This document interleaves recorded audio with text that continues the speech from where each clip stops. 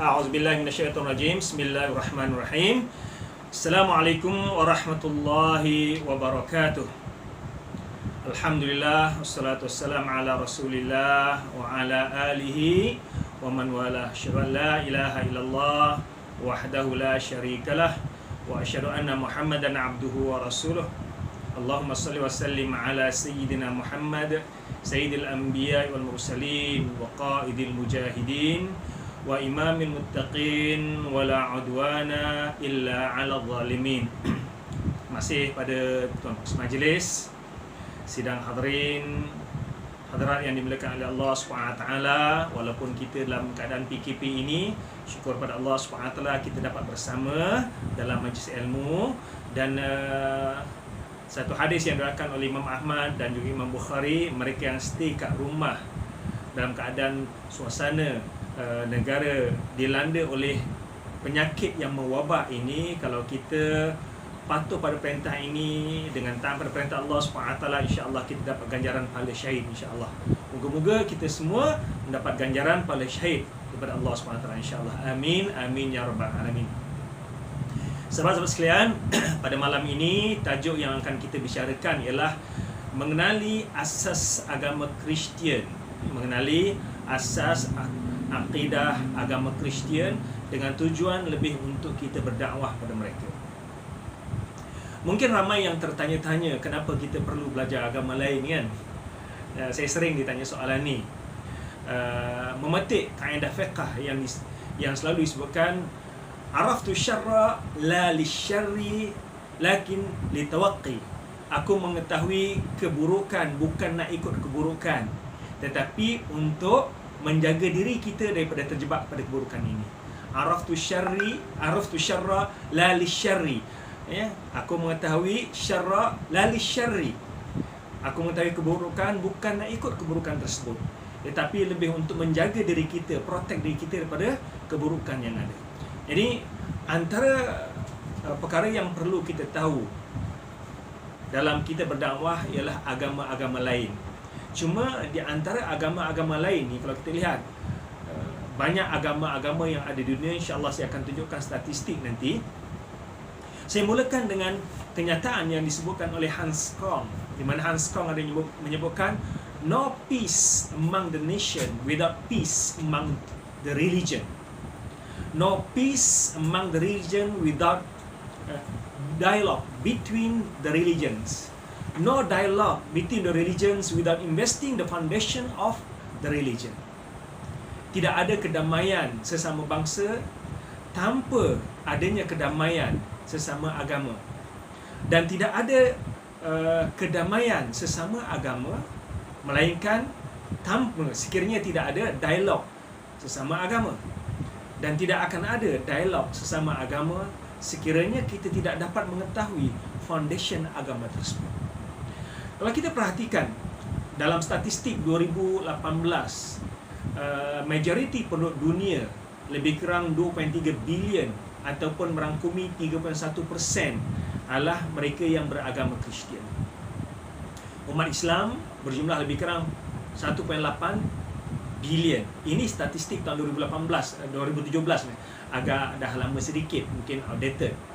Cumanya saya tertarik dengan apa yang disebutkan oleh Pope Benedict yang pernah jadi Pope di Vatican. Beliau menyatakan bahawa dalam buku beliau Crossing the Threshold of Hope, beliau melahirkan kebimbangan, ya, di mana bilangan umat Islam akan mengatasi umat Kristian, dan ini telah pun berlaku sekarang. Untuk makluman tuan-tuan sekalian, bilangan umat Islam secara keseluruhannya telah melebihi daripada bilangan umat Kristian Katolik di dunia. Tapi kalau gabungkan seluruh domination yang saya akan jelaskan kemudian, umat Kristian masih lagi majoriti, ya. Jadi kenapa kita perlu mengetahui agama Kristian? Yang pertamanya, Kristian adalah agama majoriti sampai setakat inilah, ya.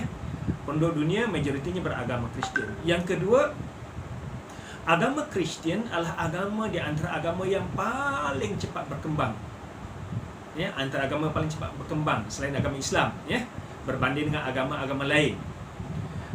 Ini terutamanya di Nusantara ini dan juga di Asia. Dan inilah yang dinyatakan oleh Pope Benedict dalam buku beliau Crossing the Threshold of Hope, di mana beliau menjelaskan the West are moving away from the gospel and more are coming in Africa and Asia. Orang-orang Barat mula meninggalkan ajaran Kristian, tetapi orang Afrika dan juga orang Asia ramai yang menerima ajaran agama Kristian. Jadi di Barat memang tak nafikan ramai orang Kristian meninggalkan agama Kristian, namun di bahagian Nusantara ni ramai yang menerima ajaran agama Kristian. Yang keempat, orang Kristian lebih mudah didekati sebab banyak persamaan di antara agama Islam dan agama Kristian. Dan yang kelima, Al-Quran sendiri menganjurkan kita untuk berdebat dengan ahli kitab, ya? Di mana Al-Quran menjelaskan dalam surah Al-Ankabut ayat 46, wala tujadilu ahlal kitab illa billati ahsan. Janganlah kamu berdebat dengan ahli kitab melainkan dengan cara yang terbaik. Bagaimanakah kita nak berdebat dengan ahli kitab sekiranya kita tidak mengetahui asas agama mereka? Jadi kalau kita perhatikan kat sini, Al-Quran menjelaskan wala tujadilu ahlal kitab illa billati hiya ahsan. Janganlah kamu berdebat dengan mereka melainkan dengan cara yang terbaik. Dan untuk kita berdebat, berhujah dengan cara yang terbaik ini, mau tidak mau kita perlu mengetahui sedikit demi sedikit ajaran agama mereka. Mungkin dalam sisi yang lain lah kita boleh lihat dalam Al-Quran contoh-contoh bagaimana dakwah Al-Quran terhadap ahli kitab. Hari ini kita lebih fokus pada akidah agama Kristian sendiri. Dan banyak ayat Al-Quran yang mengajak kita untuk berbincang, berdakwah, berdebat dengan ahli kitab, ya. Tadi dalam surah Al-Ankabut, tuan-tuan juga boleh rujuk dalam surah An-Naml ayat 125 yang Allah merintahkan kita untuk menyebarkan dakwah ini pada orang ramai dengan cara yang terbaik, dengan jalan yang terbaik. Baik. Dalam kita memahami agama Kristian ni, pertama, mau tidak mau kita kena rujuk kitab suci agama Kristian. Kitab suci agama Kristian ialah Bible. Okay, Bible. Nanti saya akan jelaskan apa itu Bible. Sebab ramai orang Melayu yang salah faham. Orang Melayu ingat kitab agama Kristian adalah Injil, dan Injil itulah Bible. No, Injil is not Bible. Yeah? Injil is not Bible. Injil just small part of the Holy Bible. Okay. Dan apa yang Allah turunkan kepada Nabi Isa alaihissalam bukan hanya Injil. Apa yang Allah berikan pada Nabi Isa alaihissalam bukan hanya Injil.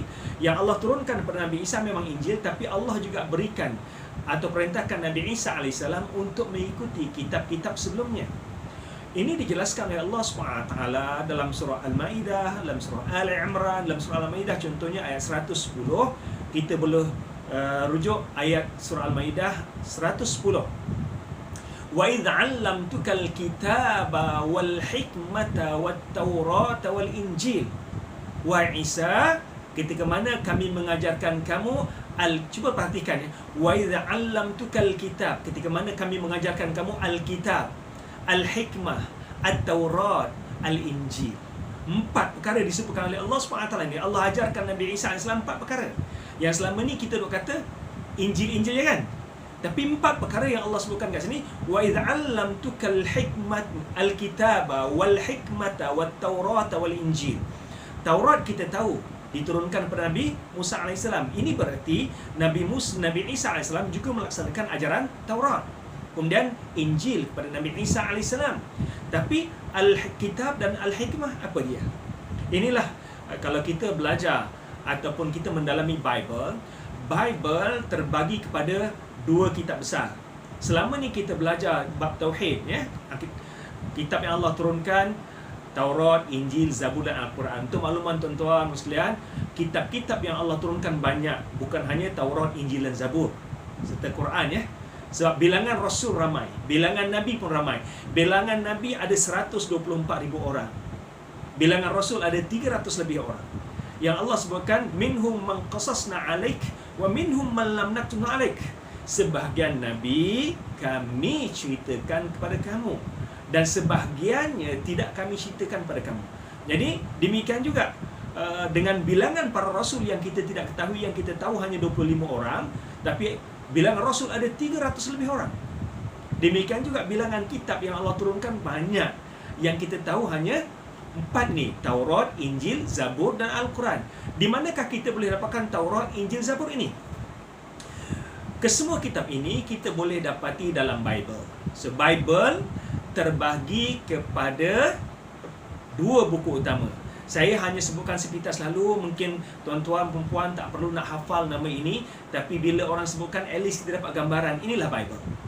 Bible terbagi pada 2 kitab yang besar, iaitu Old Testament dan New Testament. Perjanjian lama dengan perjanjian baru.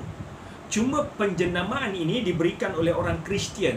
Orang Yahudi tidak menerima penjenamaan ini, sebab mereka katakan, if there is an Old Testament, there should be a New Testament. Kalau di sana ada Old Testament, mestinya kita kena terima kewujudan New Testament. Sedangkan orang Yahudi tidak menerima kewujudan New Testament. Jadi Old Testament ini adalah kitab orang Yahudi. Cuma orang Yahudi panggil dengan nama yang lain. Apakah yang nama orang Yahudi panggil? Orang Yahudi panggil kitab Old Testament ini dengan nama Tanakh. T-A-N-A-K-H. Tanakh. Bagaimana timbulnya Tanakh ini? Kerana Old Testament terbagi pada 3 buku. Old Testament terbagi pada 3 buku. Yang pertama, Taurat. Yang kedua, Kutubin. Yang ketiga, Nabi'im. Ingat tadi ayat yang saya bacakan dalam surah Al-Ma'idah, dan juga boleh rujuk dalam surah Al-Imran, ayat yang sama. Allah SWT mengajarkan kepada Nabi Isa, wa idza 'allamtukal kitaba wal hikmata wat taurata wal injil. Ketika mana kami mengajarkan kepada kamu Alkitab, Al-Hikmah, Taurat dan Injil. Jadi Allah SWT mengajar kepada Nabi Isa AS 4 kitab ini. Taurat, Injil, Alkitab dan Al-Hikmah. Jadi bila kita bicarakan Old Testament terbagi pada 3 buku yang besar, iaitu pertama Taurat, kemudian yang kedua Kutubin, yang kedua Nabi'im, yang ketiga Kutubin. Ingat Taurat, Nabi'im dan Kutubin. Taurat T-A, bolehkan tak T-A, T-A-U-R-A-T, Taurat, T-A-U-R-A-T, Taurat. Nabi'im, N-A-B-I-E-E-M, Nabi'im. Kutubim, K-H-U-T-U-B-E-M, Kutubim.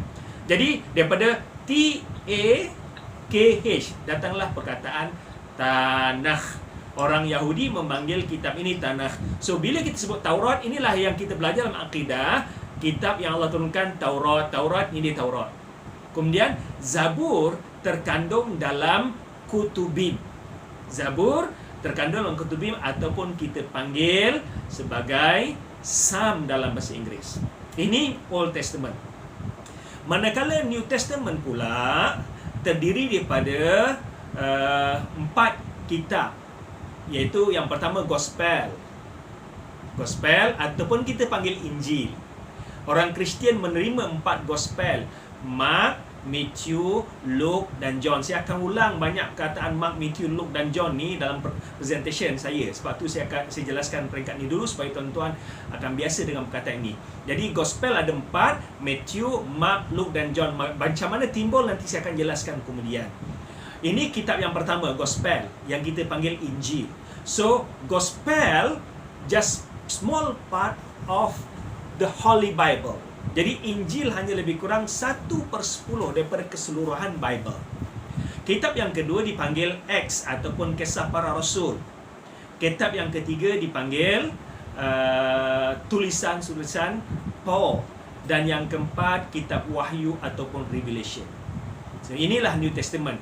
Jadi Bible terbagi pada 2 buku, Old Testament dan New Testament. Old Testament ada 3 buku yang besar, Taurat, Nabi'im dan Kutubim. Manakala New Testament ada 4 buku, iaitu Gospel, Acts ataupun Kisah Para Rasul, yang ketiga tulisan Saint Paul, yang keempat kitab Wahyu ataupun Revelation. Manakala Gospel pula ada 4 buku, Mark, Matthew, Luke dan John. Okey, tuan-tuan tak perlu nak hafal, cuma dapatkan gambaran. Nanti bila saya sebut di manakah Leviticus, di manakah Mark, Matthew, jadi tuan-tuan tahu. Okey. Baik. Bagaimanakah bermulanya ajaran Kristian ini?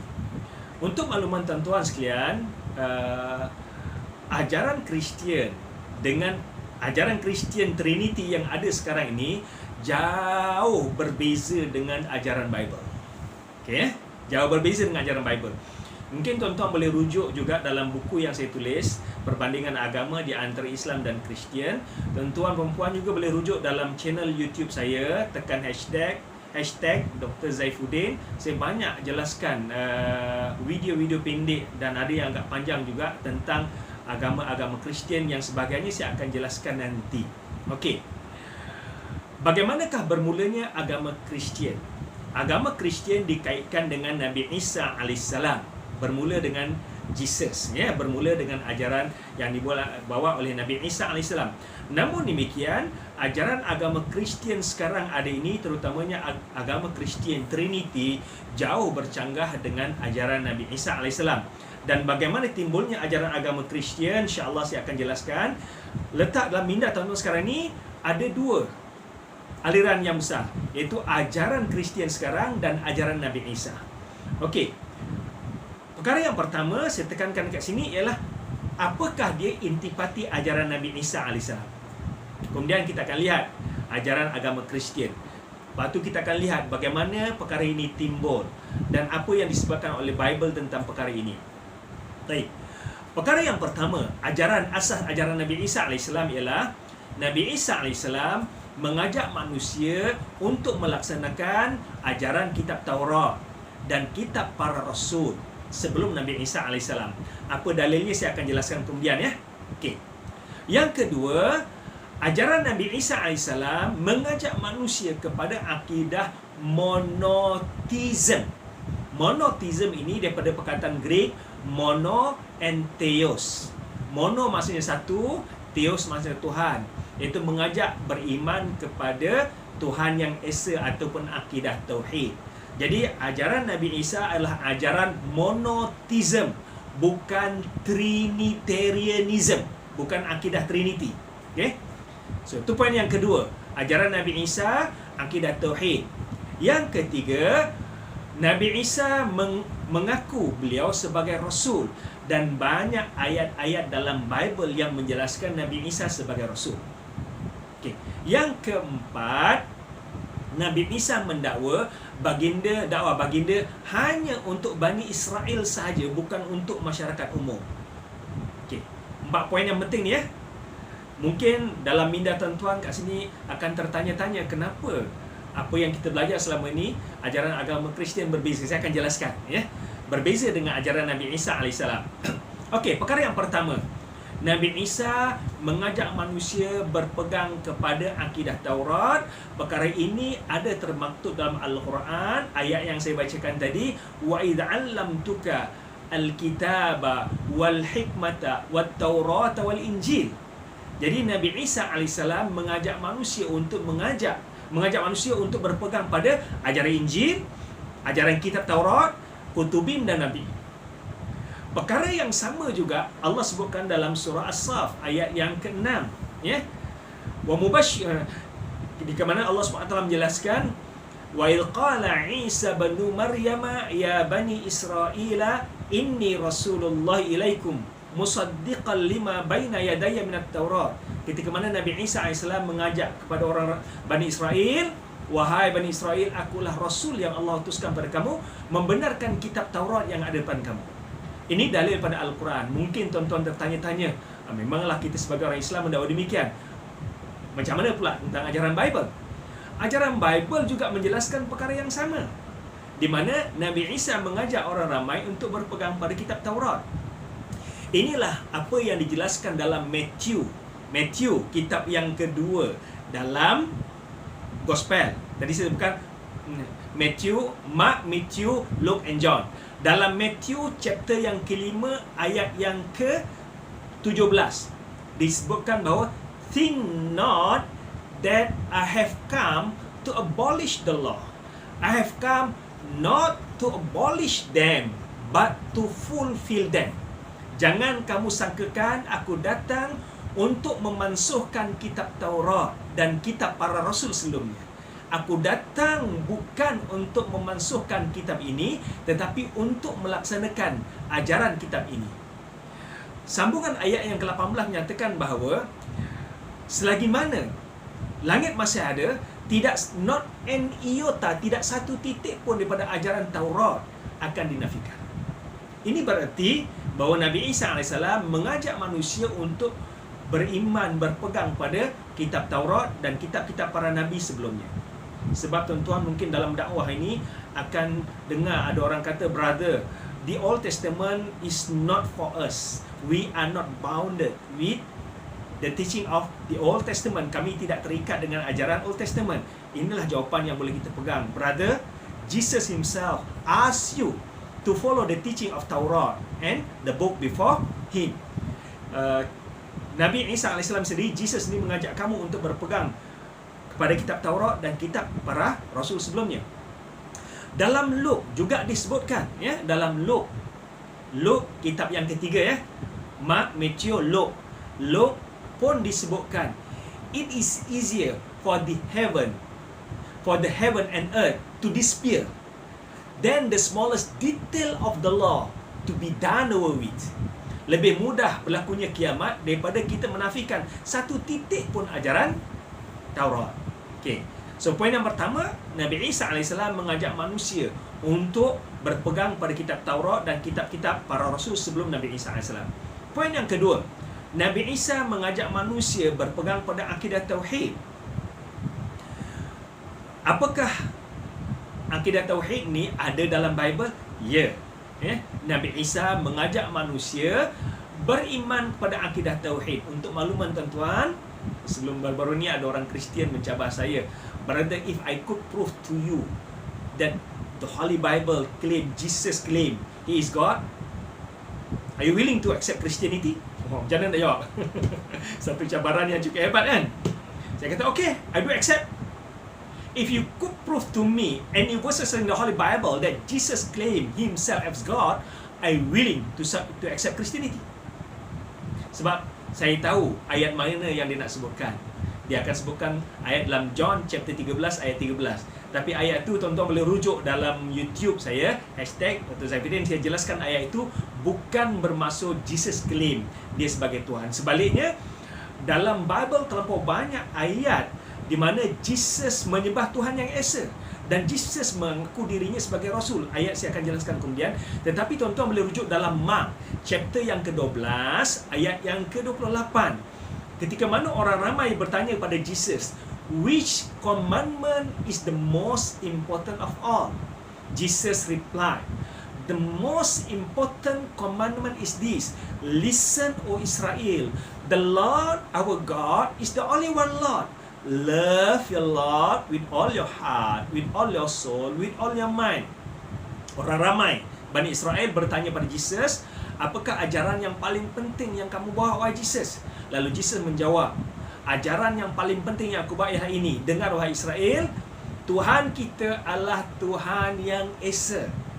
The Lord our God is the only one Lord. Tuhan kita adalah Tuhan yang Esa.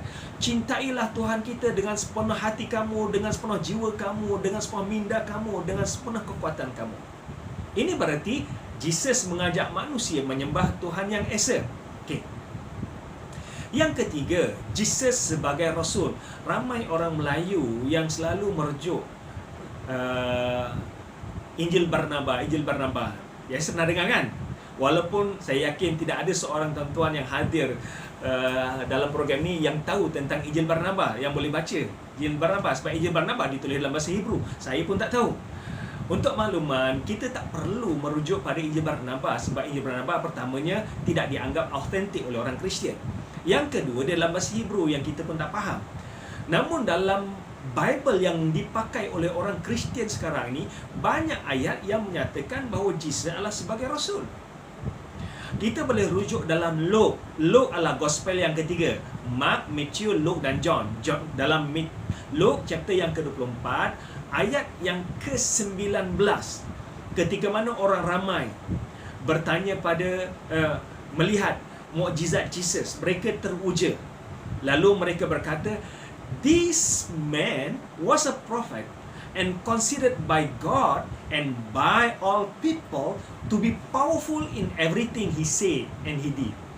Orang ini adalah sebenarnya seorang rasul, dan dia dianggap oleh Tuhan dan juga orang ramai sebagai orang yang cukup powerful, cukup hebat. Setiap apa yang dia lakukan dan setiap apa yang dikatakan dan setiap apa yang dia lakukan.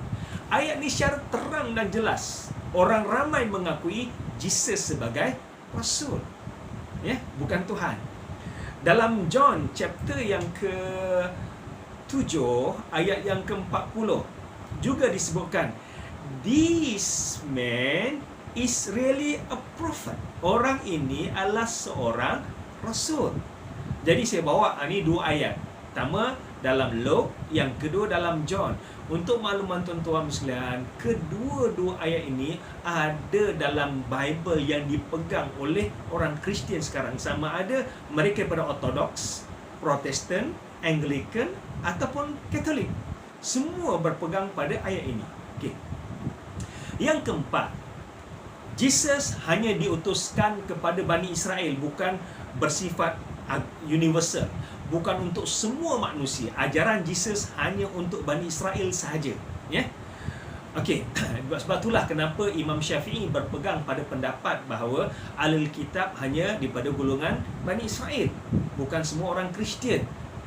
Walaupun pendapat ini berbeza dengan pendapat Dr. Yusuf Al-Qaradawi dan beberapa ulama kontemporari yang menyatakan bahawa ahli kitab, ya, selagi mana mereka mendakwa mereka ini Yahudi dan Kristian, mereka sebagai ahli kitab. Tapi Imam Syafi'i menyatakan bahawa ahli kitab hanyalah mereka yang beragama Kristian zaman Nabi Muhammad SAW dan anak keturunannya sahaja.